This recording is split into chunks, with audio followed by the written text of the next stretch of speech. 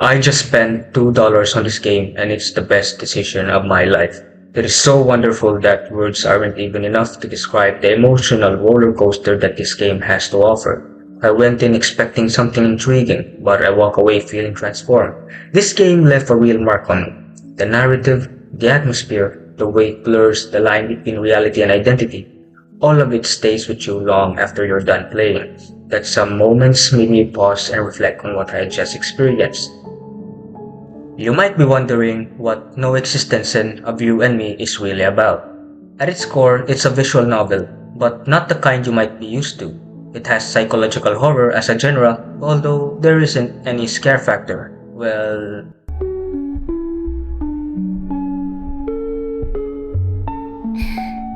次に目が覚めた時、縛られたまま、己の体が少しずつ切断される様子を見せてあげる。unlike the usual titles, filled with lighthearted romance and flirtatious banter, this game immediately sets itself apart.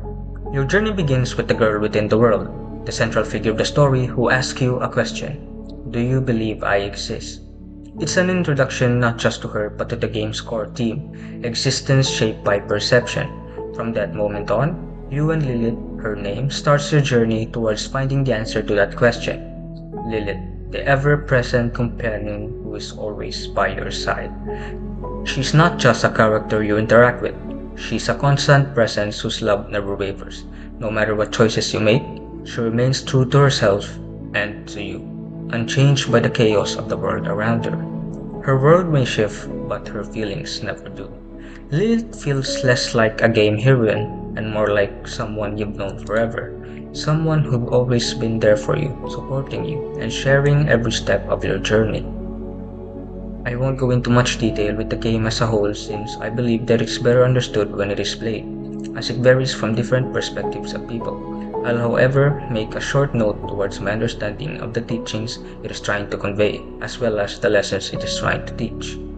The story unfolds across 5 main chapters, each one carrying its own lesson and dropping subtle hints that slowly lead you closer to the game's ultimate question.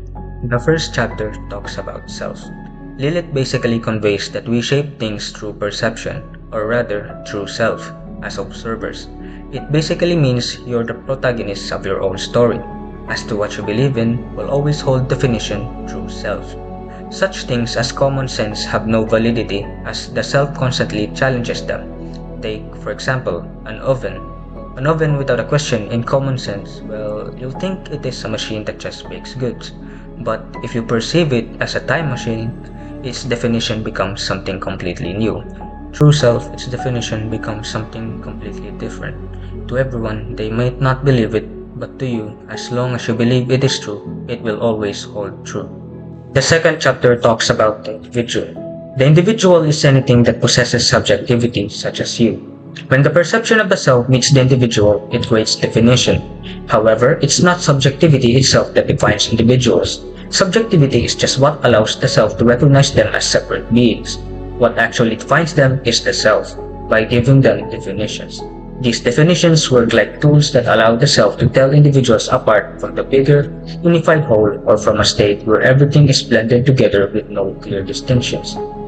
Lilith then emphasizes that definition is both a limitation and a freedom. It is a limitation because by being something, it cannot and will not become something else. Take the oven as an example. While you perceive it as a time machine, ultimately it is still a machinery that makes goods. And it is a freedom because by giving an individual definition, it moves towards existence, because the self perceived, acknowledged, and brought it into being through definition. The third chapter talks about relationships. When subjectivity meets subjectivity, a different kind of perspective is now raised. Instead of looking only towards the idea of self-subjectivity, we cast our perception of selves towards the world. Everyone wants their subjectivity to be affirmed and uses others as fuel for their progression. We exist, yet our existence may still seek validation from others, from other selves. This is why, as human beings, we often find our own self-validation incomplete or unsatisfying. No matter how much we try to affirm our own existence, it never feels quite enough, which is why we seek validation from others, hoping their recognition will confirm who we are. Because as we give meaning to other beings through our definitions and subjectivity, we also long for the same recognition to give meaning to ourselves. The fourth chapter talks about the world. Lilith describes the world as something shaped by mass individuals and their interactions, things like social order, cultural norms, and symbolic systems. This means that, rather than being built around unique individuals, the world becomes structured by groups, ideologies, and the systems they create. People stop being seen as individuals and instead define themselves by becoming part of these groups, following the rules and symbols of those in power. Lilith's final remark suggests that she sees this as a harsh reality where individuality is lost to conformity. Chapter 5: The No-Existence of You and Me. Chapter 5 is where every idea finally stops being just philosophy and becomes something deeply personal. The self, the individual, the relationships, and the world all converge here, and the question is no longer theoretical. Lilith stands before you not as a concept, but as someone who has shared this entire journey with you.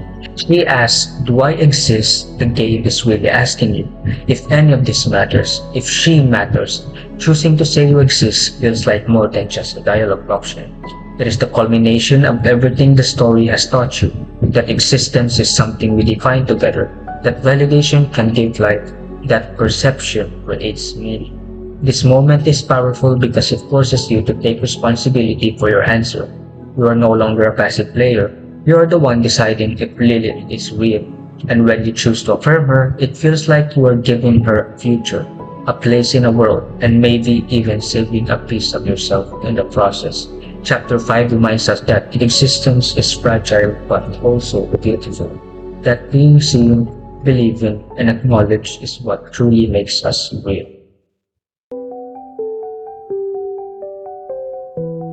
気持ちのいい晴天だわ。